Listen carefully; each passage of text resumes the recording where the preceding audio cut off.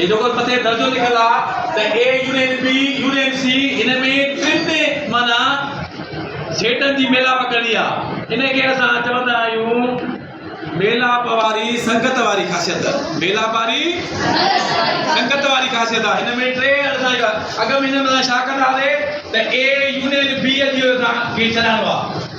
हे असांखे छॾाइणो आहे हाणे हे असांखे जॾहिं छॾाईंदासीं त ए जा मेंबर रखंदासीं छा कहिड़ा मेंबर रखंदासीं माना एजा काटू हिकु काटू ॿ काटू टे वरी उन खां पोइ वरी बी सेट जा मेंबर रखंदासीं बी सेट जा मेंबर कहिड़ा आहिनि काटू हिकु काटू फोर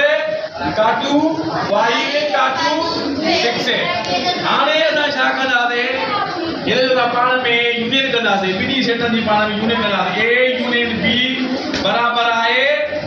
हे असां छा कंदासीं यूनियन में छा कबो आहे ॿिन्ही सेटनि जा मेंबर पाण में मिलाए रखणा पर तरतीबवार तरतीबवार कंदासीं -1 -2 -3 -4 -5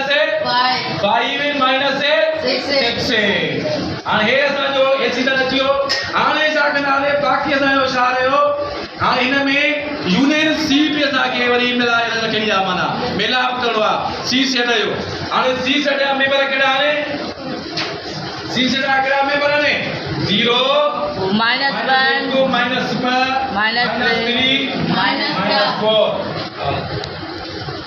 हाणे ॿिन्ही सेटनि जी पाण में टिनी सेटनि जा यूनियन जी माना हे दर्जो सॼो असांखे लाइ रखणो आहे ए यूनियन बी नंढी डिग्री बंदि पर union C is equal to हाणे असां छा कंदासीं हिन ॿिन्ही जी सेटनि जी पाण में मिलाप कंदासीं ठीकु आहे किथां खां मिलाप कंदासीं 0 खां वठी माना छो त तरतीब में असां ईंदा माना अॻ में 0 ईंदो 0 काटू 1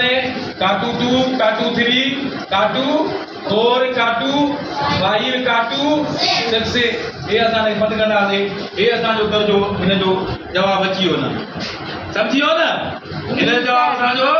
अची हाणे छा कंदासीं हाणे असांखे हे लहणो आहे बी यूनियन सी लहणो आहे असांखे बी यूनियन सी नंढी लीग में बंदि वरी यूनियन ए लहणो आहे असांखे सम्झो था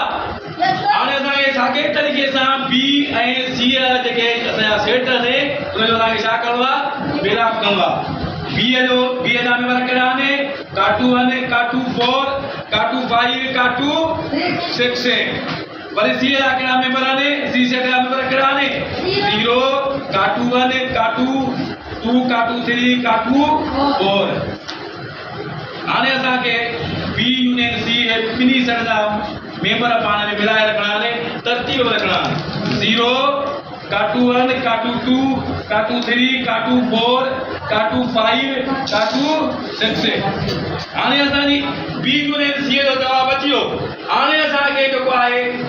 ए जेको आहे वरी उन सेट जा हिन जवाब सां मेलाप करिणो आहे ए सेट जो हाणे ए सेट जा मेंबर आहिनि असांजा 1 काटू 2 काटू 3 हाणे असांखे जवाबु ॾियणो आहे त हे असांजी संगत वारी जेका ख़ासियत थींदी उहा थींदी असांजी बी यूनियन सी नंढी डिग्री बंदि यूनियन ए बराबरि आहे हे असां पाण में हाणे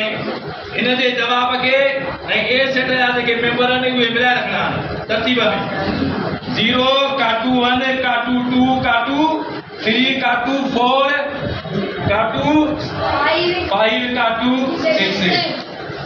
हाणे तव्हांखे इहा शइ ॾिसणी आहे त A union B union C ऐं B union C union A जा जवाब पाण में बराबरि आहिनि या न आहिनि आहिनि बराबरि ॿिन्ही जा जवाब बराबरि आहे जॾहिं ॿिन्ही जो जवाब बराबरि आहे त पोइ असां लिखंदासीं त A union B union C बराबरि आहे बी यूनियन सी नंढी डिग्री बंदि यूनियन ए जे ये असांजो जवाबु समझी वियो न समझी वियो